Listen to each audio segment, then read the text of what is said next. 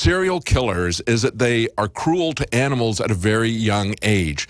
It's a lack of empathy, and that's the dangerous thing. When they can look at a dog that is no threat to them, brag about the fact that they're killing these animals, that shows that they don't have any empathy for any living things. And of course, we see them doing this over and over again to the general public, as we've been talking about so many years here at InfoWars, and yet there is nothing that's being done about that because they always move it into some kind of a, like you said, they choose the ambiguous situation and move it into a race war. Yeah, it's the fact they're being trained to immediately escalate situations and immediately resort to violent force without adequately surveying the severity of the situation. That seems to happen in every single case, and that must come from their training. Yes. There are good cops out there that need to speak out against this. But with the Ferguson situation, I mean, I've made the point that these violent protests by the agitators that have hijacked the initial protests, they only serve to delegitimize opposition to police brutality, which is a genuine problem. So now you've got the entirety of the conservative media, basically in America, pouring scorn on all of these Ferguson activists and demonstrators. Yet the problem of police brutality is very real, but in that circumstance, it's being delegitimized when these people loot and become violent, because the conservative media analyzes the evidence in the Brown case, which clearly shows that, I mean, look at the autopsy results. He did struggle with the officer in the car. He did try to grab his gun. All the evidence suggests. 6 black witnesses said that he charged Wilson afterwards, and that's when he shot him again. The evidence shows that his hands were not up when the final shots were fired. They were down by his side. So again, that whole narrative, hands up, don't shoot, comes completely undone by the actual autopsy evidence. Yes. And you've got forensic pathologists like Judy Melinek asserting that there's no evidence that he attempted to surrender when Wilson shot him in the street again. So when the conservative media looks at that and sees that there's not actually a huge case against Officer Wilson, which is why he will probably be acquitted on the evidence, they then look at it and see, they make the judgment that these black people, these people in Ferguson, are just rioting for the sake of it and looting for the sake of it, overlooking a genuine police problem in Ferguson and dismissing and diminishing the legitimacy of the police brutality problem that has swept America over the last 10, 15 years, which is documented by the likes of the ACLU, you know, the increasing use of SWAT teams raiding houses, throwing flashbangs in babies' cribs. It's a genuine problem. Yeah, but the conservative media sees this evidence and then they use it to dismiss the general issue of police brutality. Yes. So, I mean, that's why I say that it delegitimizes opposition to police brutality. When you actually base a whole movement and that movement becomes violent on a case like the Michael Brown shooting, which if you actually study the evidence, Officer Wilson will be acquitted for it based on that evidence, not because he's white, but because the evidence suggests that his story, his account is true. Exactly. You've got the agent provocateurs that are there doing their job. You've got the government, which could have released this information that would clear Officer Wilson. But, you know, I think, as you pointed out, this is something that they are really using to essentially stoke the race war, to stoke the tension between the police and the public, to drive home the point that the mentality that they've been trying to sell the police for a very long time, that they're combatants in a war and that the public is the enemy combatant. We see that in documents from the federal government constantly. We see that in the training that they're giving their police departments, just as this latest memo surfaces from the Albuquerque Police Department. I think it was interesting, Paul, and I wanted to read a couple of comments here that Frank Serpico had. And, of course, everybody has seen the movie Serpico with Al Pacino. You know that story very well. But he says he tried to be an honest cop in a force that was full of bribe takers. He thinks that police violence has gotten worse as the bribery has gotten less. Now, I don't know about that. Clearly, the bribery is not as visible as people getting shot down in the streets. You didn't see that kind of people could still be on the take. And, of course, we know that both of these things actually are coming from the war on drugs. That's the thing that corrupted the police when Serpico was a cop in New York. It was the war on drugs. But now the aspect of the war on drugs that is coming home to roost are these no-knock SWAT team raids, that kind of violence. That's what's behind so many of these shootings, and that's what has been feeding this mentality of a militarized police. He said the problem facing people across the country is that the police departments are useless at investigating themselves. He says this may be the problem in Ferguson, Missouri, which has been a lightning rod for discontent, even though the circumstances under which an African-American youth, Michael Brown, was shot remain unclear. He said most cops today can pull out their weapons and fire without fear that anything will happen to them, even if they shoot someone wrongfully. What do you think that does to their psychology as they patrol the streets? That sense of invulnerability. The famous old saying that power corrupts and absolute power corrupts absolutely. We still don't know how many of these incidents occur each year, even though Congress enacted the Violent Crime Control Act 20 years ago. These reports on the police violence were never issued.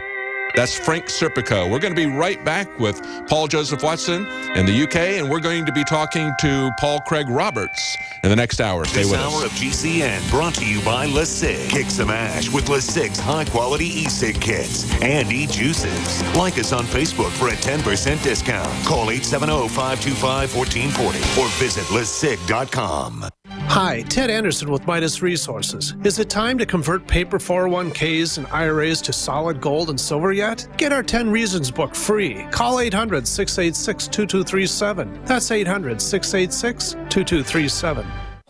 Hey, Boomer! I learned in school today that 60% of our bodies are made of water. Good thing we have the Berkey system. It's the cleanest, best water ever. Mom says it's because the Berkey's filtration system cleans out the bad stuff and leaves only pure, delicious water. I know, right? You love it too. Yeah, I'm thirsty too. Let's go get some. Get Berkey clean water by calling 877-886-3653. That's 877-886-3653. Or visit goberkey.com. Hi, folks. Alex Jones here with some important information. I want to tell you about Matt Redhawk and his team of patriots over at My Patriot Supply. Several years ago, Matt was sitting in his two-bedroom apartment, frustrated with the direction this country was headed and the charlatans willing to sell us out for a quick buck. Deciding to take action, a company run by patriots for patriots was born. My Patriot Supply has never taken a loan or accepted outside funding. They now operate 2 distribution facilities and employ over 50 hardworking American men and women. It is rare to find companies who practice what they preach. And that's why I stock my pantry with high-quality storable foods from My Patriot Supply. Go to mypatriotsupply.com/Alex today for special offers on emergency food storage, or call their preparedness specialist at 866-229-0927. That's 866-229-0927. Do business with someone who shares your values. mypatriotsupply.com/Alex.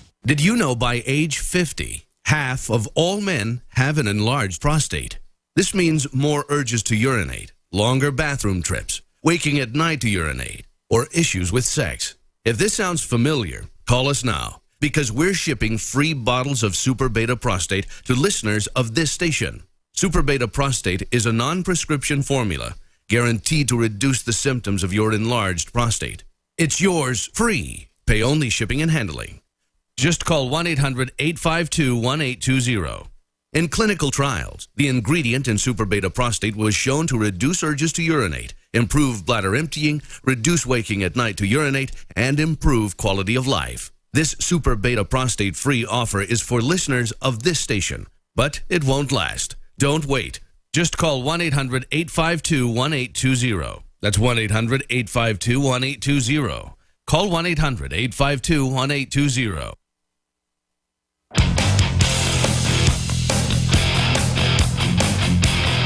You take a mortal man and put him in control. Welcome back to the Alex Jones Show. I'm David Knight, your host today with Paul Joseph Watson, who's joining us from the UK. And we were just talking before the break about how unfortunate it is that the system has once more taken what should have been a discussion about the epidemic of police violence and essentially seizing on a situation that they knew the officer would get exonerated, turning that into a situation where they can exploit racial tensions, where they can fuel the fires of suspicion between police officers, the attitude that they are in a war zone, that the public is the enemy combatant. All of those are the things that we expect to see come out of Ferguson. That's what we are seeing coming out of Ferguson, rather than any kind of discussion about limiting the rules of engagement, essentially holding the police to the same standards that they hold other police to other people to. As Serpico put it, he came up with 6 points in his article here that's on Politico, and you really need to take a look at this. This was back on August 23rd. It's a great article from Serpico. He lays out the problems, and he has 6 solutions, he thinks. Now, one of those I thought was interesting was require community involvement from police officers so they know the districts and the individuals they're policing. That will encourage empathy and understanding. I've seen a lot of that go down since, when they started with police, they were walking neighborhoods and big cities. That's really where the policing started in big cities. People knew who the police were. The police knew the people. Yet now we see there's no such connection. They're typically in police cars. There's typically harassing people for minor traffic violations. They're doing nothing really to protect the residents. They don't know the residents. There's no connection there within the community. But he also says, of course, enforce the laws against everyone, including police officers. And he says, last but not least, police cannot police themselves. We need to have permanent independent boards to review incidents of police corruption and brutality. If there was some kind of an independent board, I don't think they would have been able to manipulate this situation in Ferguson to get where it is today, Paul. Well, exactly. And there was a cop who came out the other day, I forgot out of what area. He was making the point that 80% of crime, violent crime in many cities, is black-on-black crime. And amidst this race-baiting national debate, that black-on-black violent crime, which is a far bigger problem, gets ignored. And then the other problem, as you mentioned, is there seems to be no retribution against the police that engage in this brutality. The cop who pepper-sprayed Occupy demonstrators, you remember that famous footage? Oh, yeah. I mean, he got... I forgot whether it was, I think it was an insurance payout because his livelihood was harmed by the publicity of that incident. So he was actually rewarded by, I think it was at least $100,000 for pepper spraying, 24 students directly in the face in that horrific, famous footage that we all saw.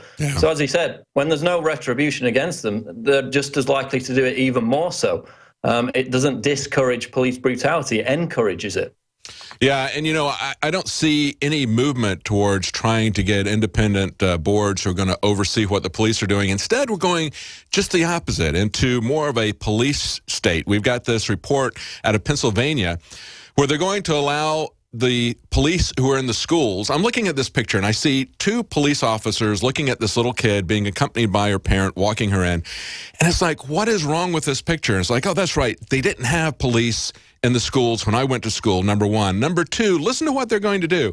Says the superintendent says, I can't imagine a scenario that would get to a search down to the undergarments, yet they still felt it necessary to give that power to the police in the schools. They're going to allow them to strip search the kids, even though they say, well, I can't even understand why we would do that. We're not going to do that to search for drugs. I don't really know, but hey, we should have the power to do whatever we want.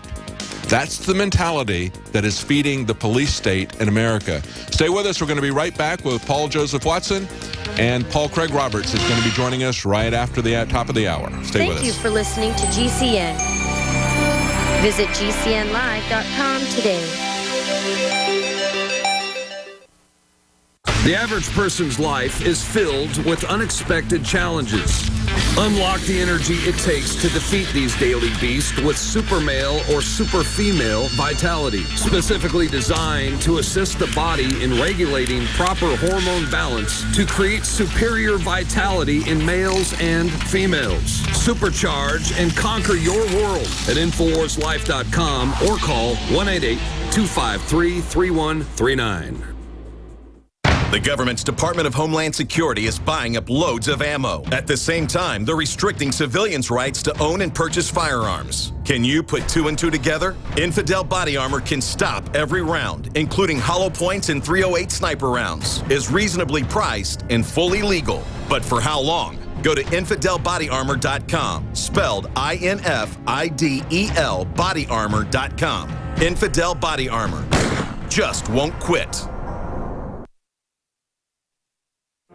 You're listening to the Alex